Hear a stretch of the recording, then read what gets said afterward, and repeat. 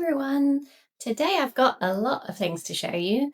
I've got a finished sweater, a finished cardigan, an almost finished jacket, this mysterious work in progress, pom-poms, and a few other bits and pieces. So stay tuned.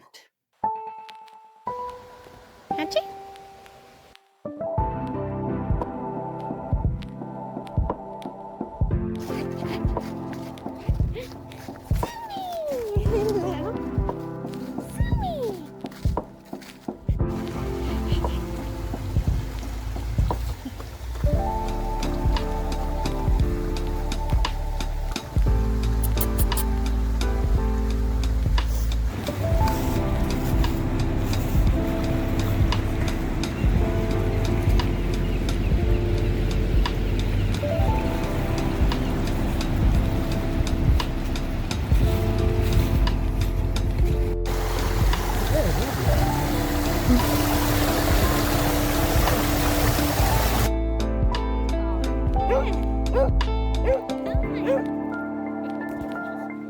Go on, Archie.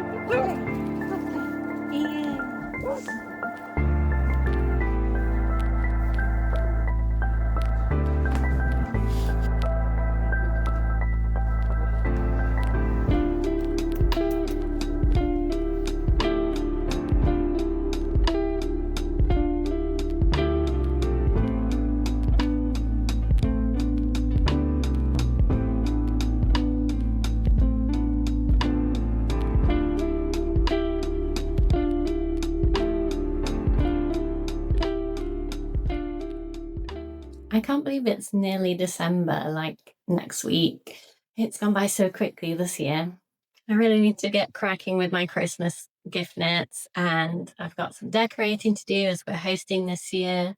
And we also have like a Christmas calendar on the street that I live on where everyone decorates their windows at the front of their house for Christmas. I'm not a winter person. I'm really a summer girl. So this time of year, it like gets dark at 4 p.m. in the UK, which is just insane. Like the clocks go back for, or is it forward?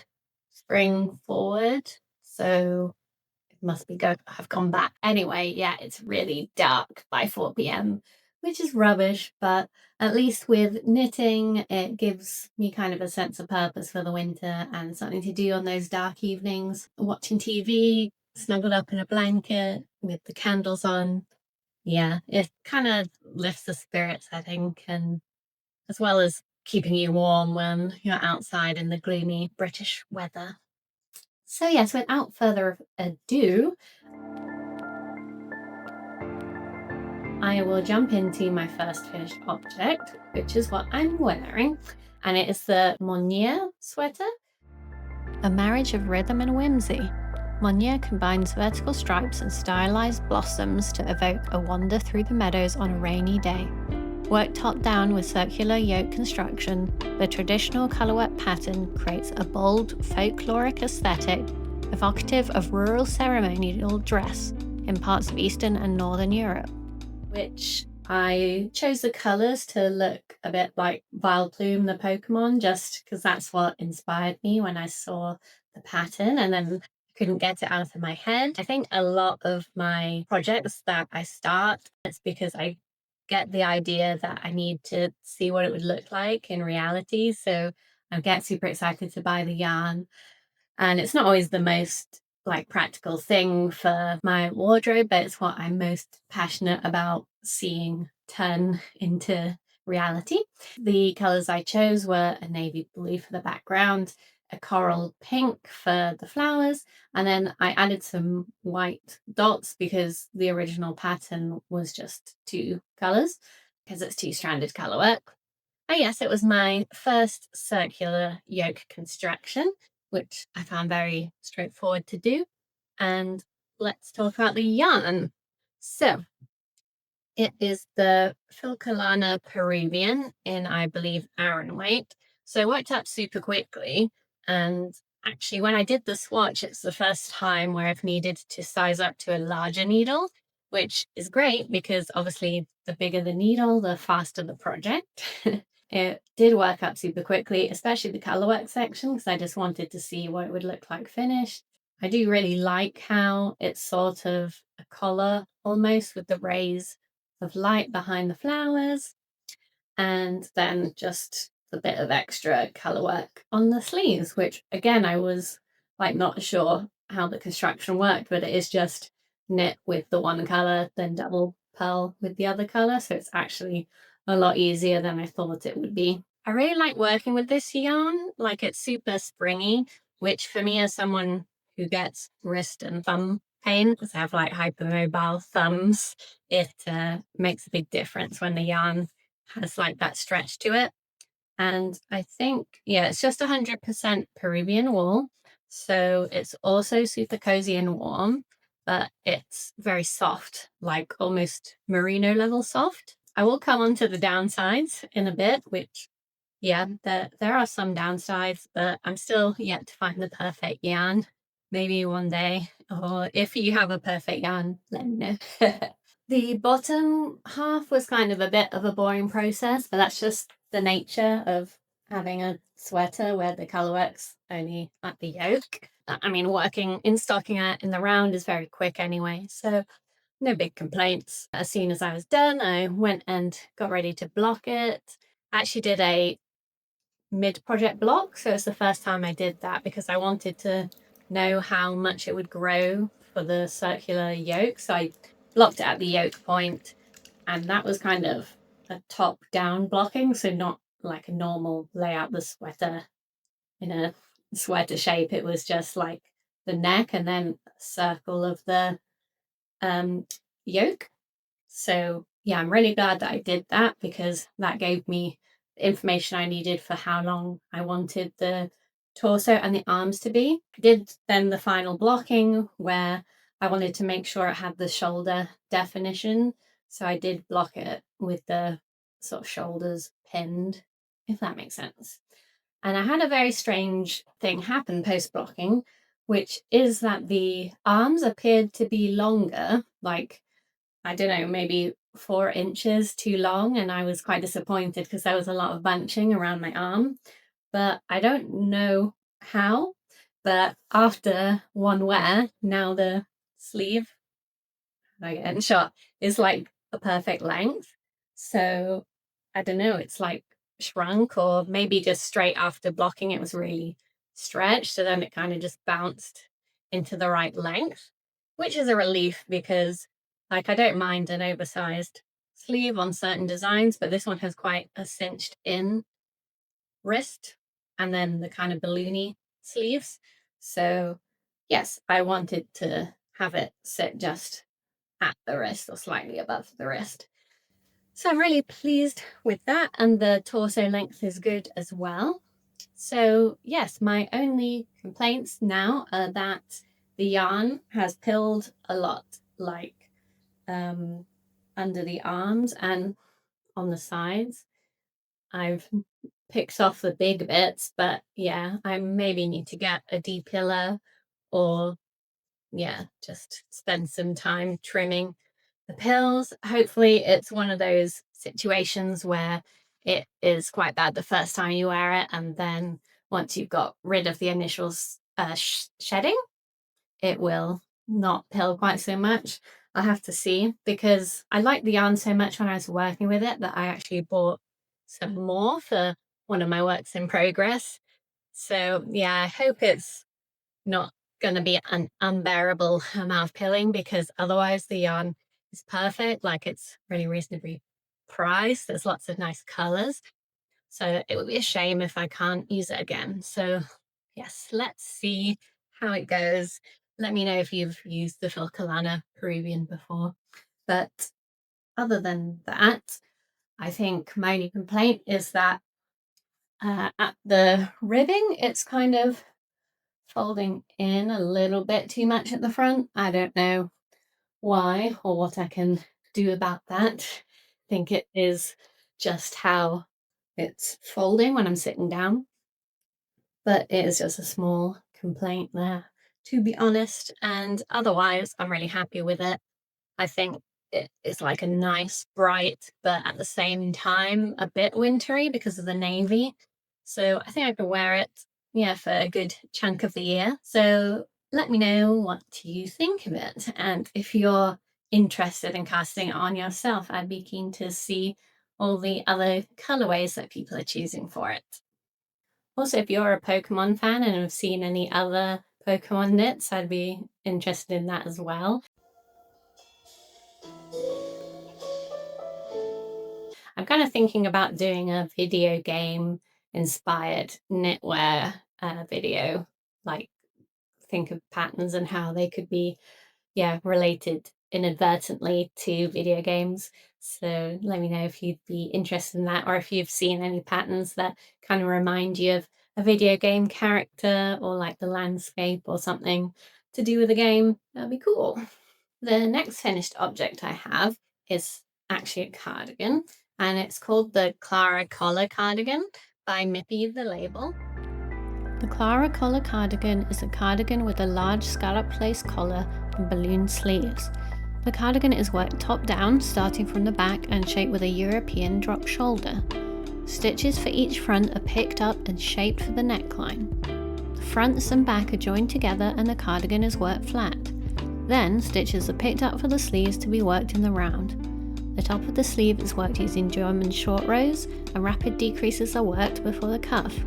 The lateral braid is added before working the ribbed cuff.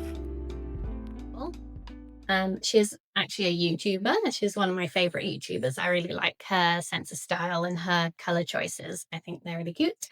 So something you may notice is, that cardigan doesn't really have a collar. And you'd be correct, because I initially knitted the collar. I wanted to try to make it more oversized than the one in the picture. So I used quite a large needle for it, like maybe a 7 or 8 millimeter. And once I'd blocked it, it just kind of flared out a bit too much, like one of those dinosaurs that has like the gills. And yeah, I think that was my fault. But equally, I wear a lot of shirts with collars on, and I didn't want like a collar upon a collar, like when people used to wear 3 sets of polo shirts. So I just think when it comes to cardigans, I prefer them with like a subtle collar, which this one actually does also have that kind of subtle double folded rib collar anyway. So I really like it without the collar. And yeah, I've got quite a lot of wear out of it, considering it's that butter yellow color that can be kind of hard to pair with other things. But I just think it's very bright and cheerful. And especially in the spring, I know I want to break this out like it's super Easter colored. And the color changing yarn is super fun and addictive to see how it would come out and look in the end. So let me take a look at the yarn. I used the recommended yarns, which was the Drops Fiesta, which I think is sort of intended for socks, and then the brushed alpaca silk as well, which gives that cute fuzziness to it. And hey, Rory, we come up. Oh, no. I enjoyed this combination of yarns so much because it was so super fun to see all the colors come out that I started another cardigan that is now in my lingering whips pile. But yeah, I really enjoyed working with it, and I would recommend going with that yarn if you wanted to do this project and you like seeing the different color effects come out. And the other interesting thing is these vintage glass buttons that I got on Etsy that I think look super adorable. The only problem is they're a bit too small for the buttonholes. So when I'm wearing it, I can't really wear it done up. Like it looks like it's fine, but then it just comes undone, which is, yeah, not ideal, but I just think they go so well. And yeah, I can't find others that are slightly bigger because they're so like unique. So yeah, this has become a unbuttoned cardigan that I can only wear unbuttoned. But c'est la vie. It also has this really cute like chain of stitches before the cuff, and I did badly bind off this cuff, so it is a bit tight. Thankfully, my wrists are disproportionately small to the rest of my body, so I can still get it over my hands. But yeah, I have since got better at the Italian bind off, so all good on that front. Hey, Cara.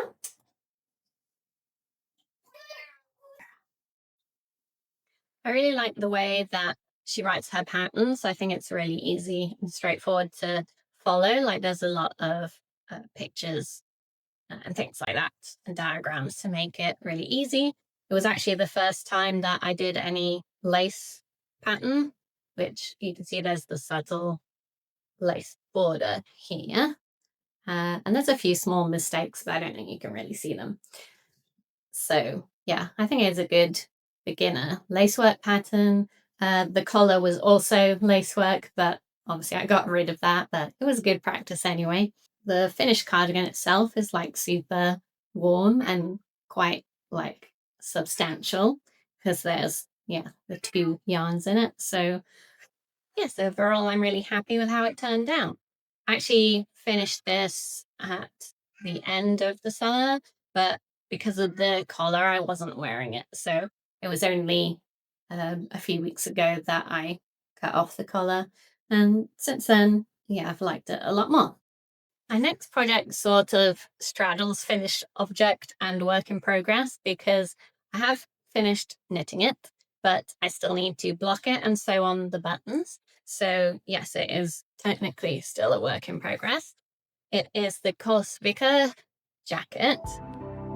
The Cosvica jacket is an oversized drop shoulder jacket with wide sleeves that's knit from the top down in stockinette stitch. Stitches are cast on for the back and German short rows are worked to slightly slope the shoulders. The back panel is worked until the underarm, then stitches are picked up at the shoulders. The right and left front sections are worked separately and the neckline is shaped on each panel with increases towards the front opening. The front panels are knit until the underarm are connected to the back panel. The jacket is then worked flat and ends in 2x2 ribbing. The pattern comes with a separate document describing a sweater of the same measurements, which I think it was really fun to knit a jacket rather than a cardigan. And I guess what makes something a jacket versus a cardigan, the lines can be a bit blurry, but ultimately, like it's oversized enough to wear a sweater under it if you wanted to. And it's super thick because it's made with bulky wool. It looks a lot more orange on camera. It's a bit more red in real life, I would say.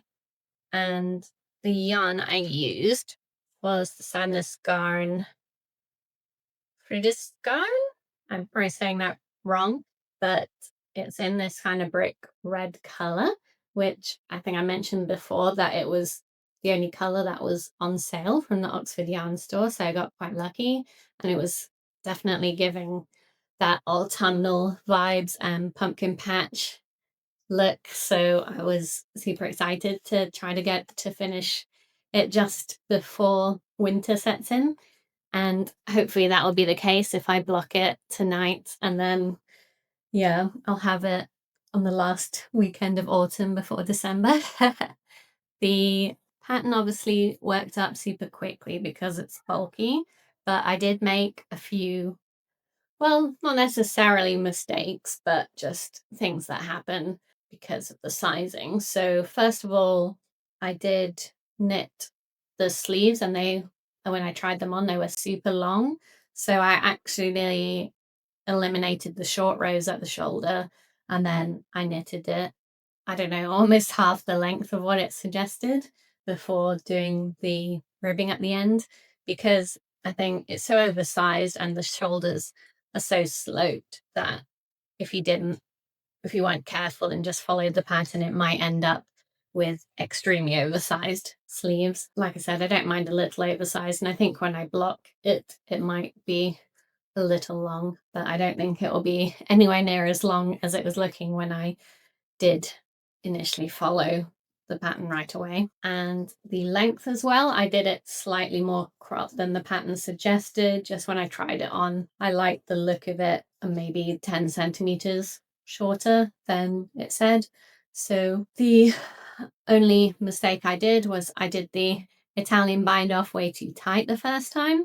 So I unpicked it and redid it, and I don't know, because it was chunky, it wasn't quite as bad as it could have been. Like, it maybe took an hour to undo. So in the end, it's come out a lot stretchier, and I'm very glad, because it wouldn't have given that oversized look, I think, when it is finally blocked, if it wasn't also stretchy at the bottom. So some things that are worth doing well, and you have to redo them.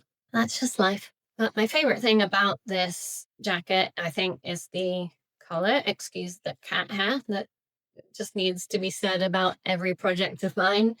That I just think these double folded collars are super cute at the moment and very on trend, and I'm excited to wear it. So the last step will be to put the buttons on, which it says to do once blocking, which I think, yeah, makes sense. So the buttons I have are these really cool spiral buttons that are actually made of bone, apparently, like stained bone and carved. And I just got them on a UK website, and yeah, they feel nice and sturdy, and they should be the right size, I think, to work with the buttonholes. Like, they go through, but there's a bit of like friction, and I'm hopeful it will actually stay closed for once. I did try a few different buttons. I tried some green ones, but I think I like this one the best. And yeah, they're just a bit jazzy when it comes to choosing buttons. I just think if you've gone to all the effort of knitting this custom piece, you want to put a bit of creativity into the thought of the buttons as well. So I quite like, yeah, getting vintage buttons or some, yeah, really unique design where I can. Speaking of buttons, what I really love about this pattern is it comes with a buttonhole spacing calculator, which I think would apply to any future cardigans that I make. So I'm really glad that I have it now. So it's like a spreadsheet, a Google Sheets file that you enter in how many like stitches long it is and how many buttonholes you want, which, yeah, is awesome, because other cardigans I've made, I've like tried to figure it out myself or use AI, and I just always seem to get it wrong. Whereas this time it was super simple. It told me how many stitches to do before you start the buttonhole. This is a 2-stitch high buttonhole, and then how many stitches between the buttonholes, and then at the end again that gap. So it calculates all of that for you, which is so useful. So even if you don't want the jacket pattern, perhaps you want that spreadsheet. So it's still worth getting for that reason. I'm going to use it again for sure. So yeah, overall, I'm really excited to see how this turns out when it's blocked. I think it, yeah, will get a lot more relaxed looking, especially the sleeves. So it's very exciting. I now have quite a few works in progress, which is unusual for me, but perhaps it will become more usual. I think especially with gift knitting this time of year, like, I just don't feel motivated to constantly work on someone else's thing. Like, I always have to have a sweater or a cardigan for myself on the go. Otherwise, yeah, it's just not so fun. So speaking of gift knits, I think I'll start there. I've been working on my husband's main Christmas present, which is this puntal sweater. Puntal is a basic top-down sweater knit in the round. It has 7 sizes for women and 7 sizes for men. The pattern has been written assuming you're a beginner knitter and you've never knitted a sweater before. After the neckline, short rows are added to raise the back and increases are worked at either side of the sleeves. Then the sleeves and the body are separated. You continue working down on the body and later pick up the stitches left on hold for the sleeves and knit those from the underarm to the cuff. A colourful stripe is added to the yoke, which is just a basic raglan sweater. It's actually meant to be suitable for beginner knitters. So it has a lot of detail in the pattern, which is fine for me. And yeah, I used there's one with the label, Jameson's Shetland wool. This is going to be a super warm sweater, I can tell already, and hopefully hard wearing, but it doesn't really have any give on the wool itself. So I find this project very tiring to work on, especially with my thumbs. It also uses fairly small needles, so I'm doing some of the sleeve decreases at the moment. Yeah, I had to size down to 3.75 needles. I think the suggested was 4 millimeters. So yeah, it can be a bit of a uncomfortable knitting experience for long periods of time. So I'm hoping if I do a little bit every day, I'll get done. Currently, it's maybe like halfway done on the body, just the mindless stockinette and the end ribbing left on that. And I've started first sleeve. I have had my husband try this on because I actually wanted to do the sleeves a size larger than the main body of the pattern, because like my husband has, I don't know, muscly arms. So yeah, he according to the measurements, to have the correct amount of ease, I would need to do the sleeves bigger. So I picked up a few extra stitches. I also did, I think, 4 extra stockinette rows when it comes to like the circular bit once the raglan is finished. So yeah, I did 4 extra, and then I picked up the additional stitches at the join, and then picked up all the underarm stitches. And yeah, when he tried it on, it fits really well. So I am pleased that I made that decision. There's a lot of his existing like store-bought sweaters get a hole in the underarm, and I wonder if that's why like they're disproportionately too small on the arms compared to the body. Yes, so I'll just have to keep chipping away at this, and it will need to be done by like the 20th of December, so I have time to block it. At least because we're hosting Christmas, it doesn't really matter if I ever have to transport a blocking mid-block item. That would be very annoying. Yeah, let's try to get this done soon. I will probably not want to work with this wool again, despite it being good quality and locally sourced. It's just not good for my hands, which is a shame. But I really like the color. Like, it's a nice oatmeal greyish with like lots of little speckles. It's like darker bits. There's even some reddy bits, which makes it a bit more interesting. And I like the look of the raglan decreases on this sweater as well. Like, the holes aren't too big. They're quite elegant looking, I think. So hopefully he'll be happy with it and actually wear it. Otherwise, that would be a lot of work for nothing. Yeah, he's also putting effort into my Christmas present because my record player is kind of broken. So he's getting that repaired, and then we're going to set up a new record player station, word cabinet. Yeah, so that's exciting. Baby Rose, why are you meowing if you don't want to be in the video? We don't want kitty. Yes.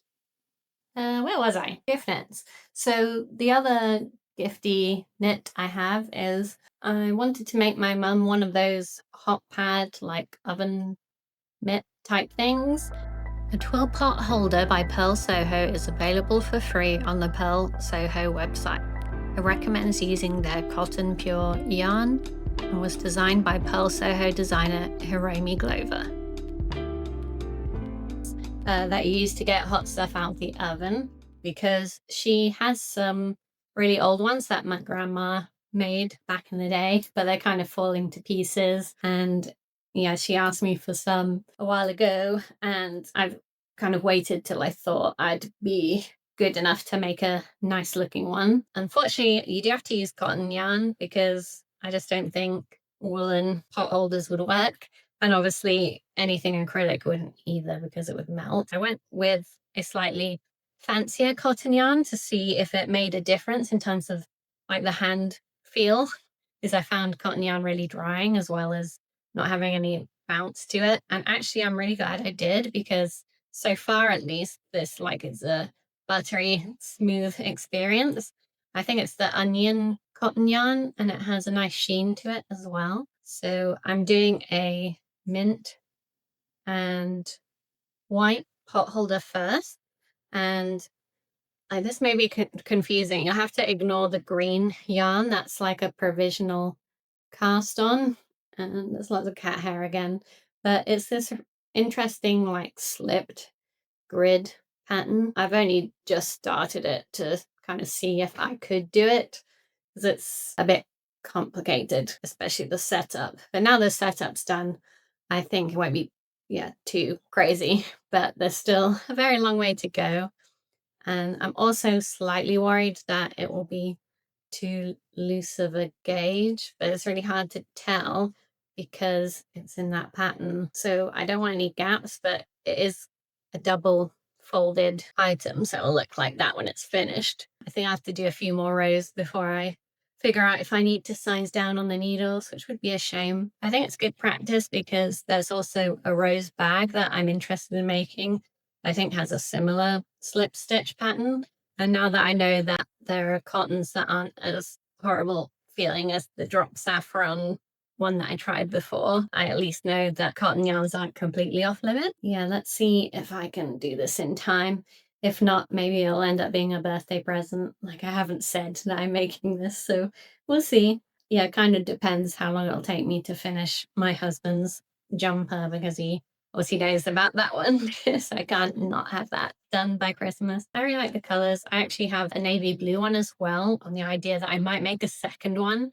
That seems very ambitious, but who knows? Maybe once I get into the rhythm of things, it will be a fairly quick knit. All the comments say that it took a long time, but I mean, how long can a little square of knitting take, really? I mean, compared to a sweater, surely not that long. Now, the main work in progress that is for me is the Jackie cardigan. The Jackie pullover was part of the Phil Kalana collection, Empowering Women, Empower Us.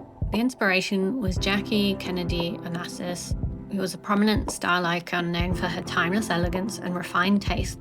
Her fashion sense continues to have a significant influence on designers and fashion enthusiasts to this day. In addition to her sophisticated appearance in impeccably tailored suits and dresses, she also embraced a more relaxed, chic aesthetic when she dressed in soft and fashionable knitwear. This sweater is worked from the bottom up, with the back and front pieces worked separately and the shoulders are joined. Stitches are picked up along the neckline and the collar is worked in ribbing. I-cords are mounted on the vertical line on the front and back. Afterwards, stitches are picked up along the opening of the mid-front and up towards the top of the collar. The placket is worked in double knitting together with these stitches.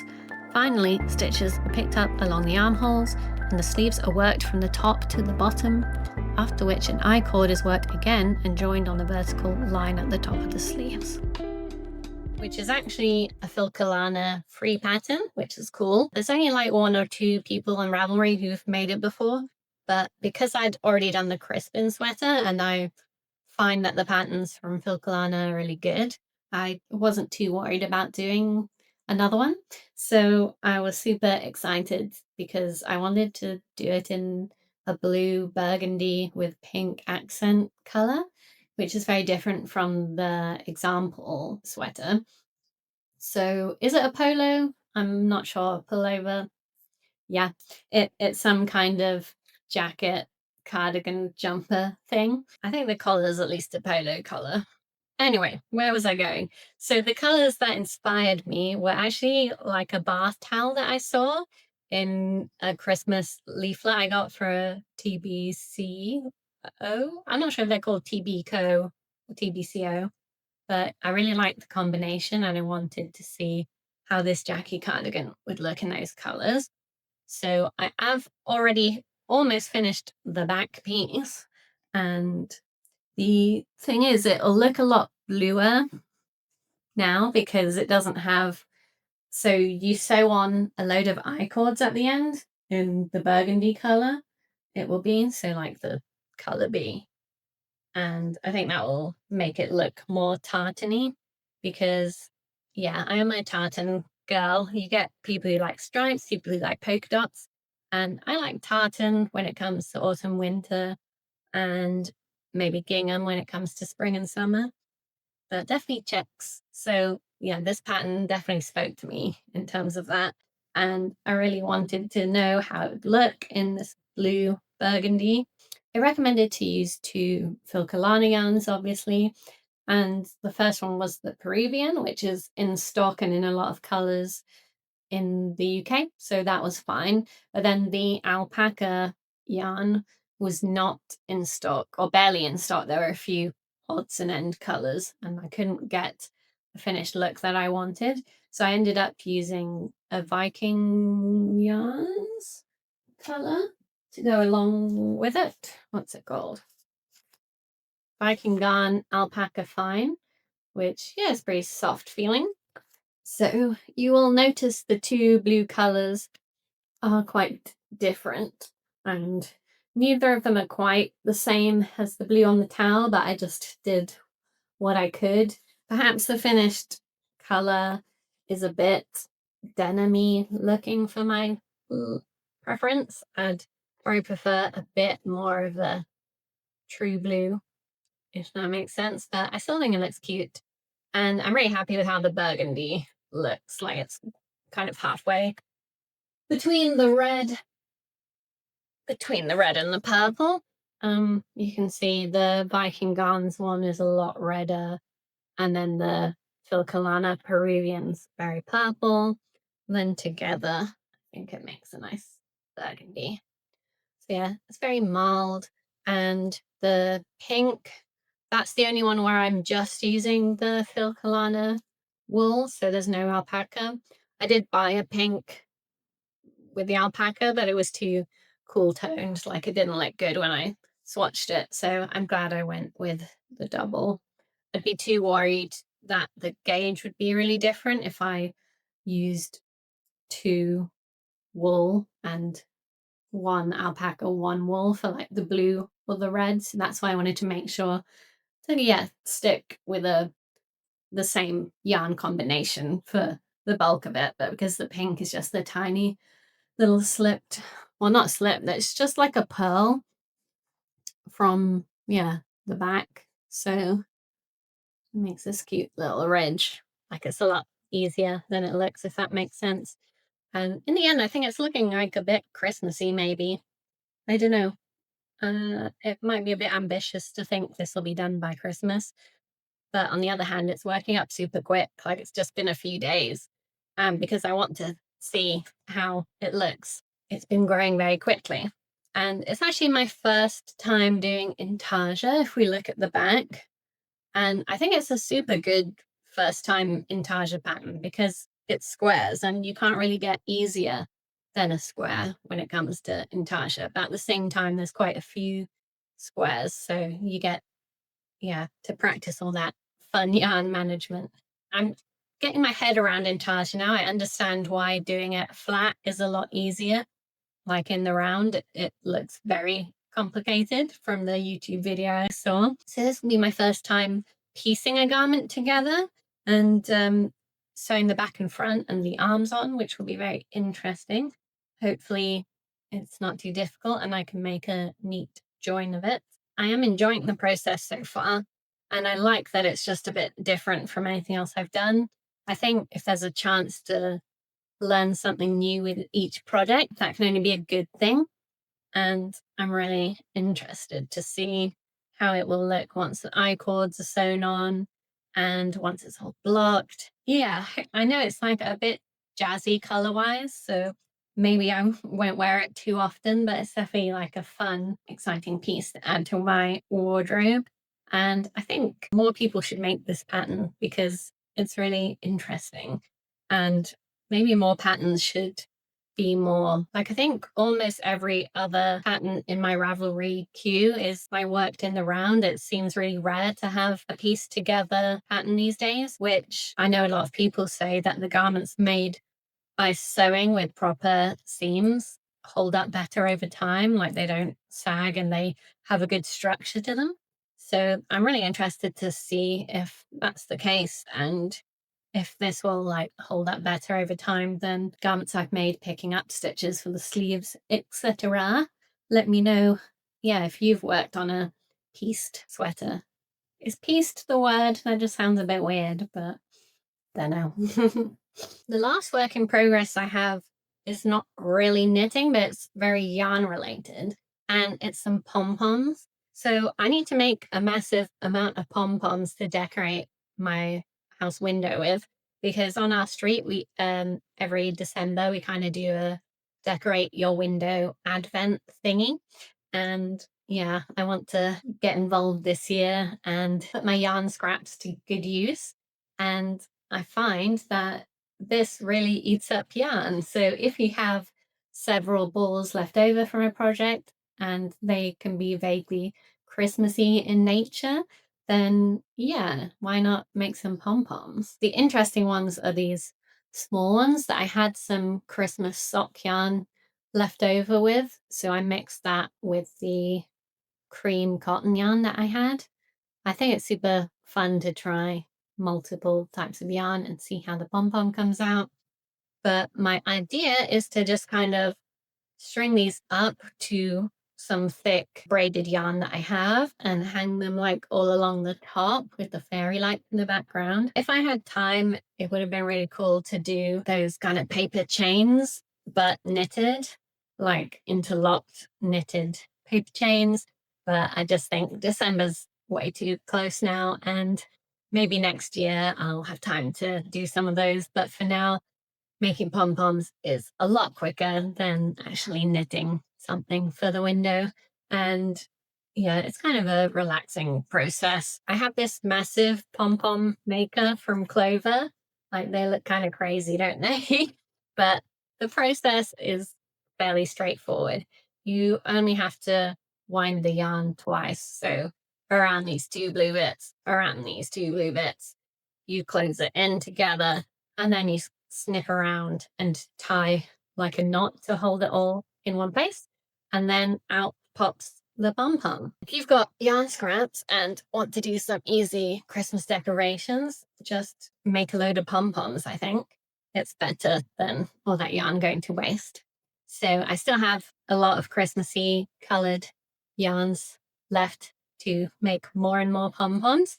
So we'll see how it turns out in the end. That's kind of it for my Christmas decorating crafting, I think. Last year I did a few Christmas ornaments, and I just think with the gift knitting, I probably won't have time this year. Actually, I have a Secret Santa to do, and I kind of wanted to do one of those little mini jumpers, like with the person's initial on it. That can't take more than an hour or two, right? So maybe I'll be making that as well. We shall see. In terms of acquisitions, I have a few random things. One you may see in the background here is I have a massive basket for yarn now. Like, my old basket was getting kind of moldy because it was, yeah, not made with actual wicker. It was kind of that soft grass thing. Yeah, so I wanted to get a proper wicker basket. I didn't realize it would be quite so big, like it's massive, but it's really good when I have a lot of projects on the go to just have the yarn ready and available, and it looks really cute. So it's better than being in plastic bags or tote bags. And I think it sits nicely on top of my actual yarn stash. Like, I wouldn't want to have any yarn that's not in active rotation just sitting out and about. We live in an old house and there's moths and creepy crawlies about, so I want to keep most of my yarn protected. But when it's being worked on and out in the natural light, I don't think it can really get moths wanting to live there, so we should be fine. From the same place, I also got this massive wicker wreath, which I think is super pretty. And I think a wreath is not just for Christmas. Like, I want to put it up on the wall above my yarn, and then maybe put like flowers and seasonal little yarn amigurumi decorations and stuff on it. So that'll be kind of fun to do as the year progresses. Right now, I don't think it's going to be getting very Christmassy. looking given the time constraints.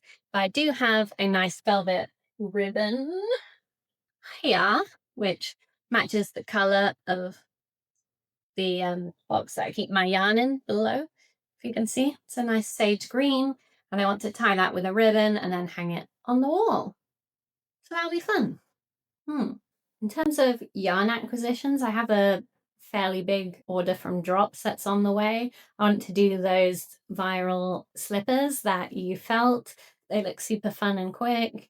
And then I have some yarn for a shawl and a scarf and another jacket. So all that is on the way, so I can't show it to you.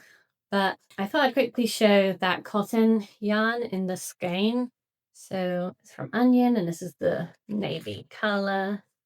They're really pretty. Yeah, this is for the second. Keep wanting to say hot pot holder. That's not, it's just a pot holder. And I also got the Drops alpaca boucle recently, which is because I wanted to do one of those cute boucle, are they called Sherpa hats? The hats that have a big cozy boucle rim, but I haven't got around to doing that. Hopefully I will cast it on soon.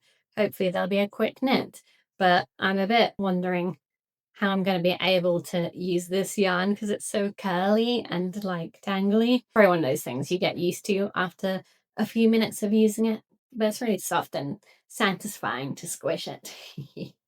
Some knitting adjacent topics to discuss. I've continued to watch Game of Wool. I do enjoy the episodes and the contestants are really likable. I said in my other video that I was concerned about the contestants not getting paid for the patterns that are being sold. And it seems now like they will be going forward. And at the end of the show, they will take ownership of those patterns, possibly. So that's a positive development when it comes to that. But yeah, there's been quite a lot of drama and arguing back and forth about the show if it makes knitting look bad. I think some comments can come across a bit gatekeepery. Like, I think beginner knitters wanting to use chunky yarn and not knowing everything about knitting is not necessarily a big issue. But that's just my opinion. My throat is starting to get dry, and I think I need a nice coffee or some hot chocolate or something. So I will call it here for today. Thank you so much for watching. I hope you enjoyed it, and please let me know what you're working on and which of my knits were your favorite, and what if you've got any suggestions for other stuff I should include in this podcast, let me know. Okay, thank you. Have a lovely day. Bye bye.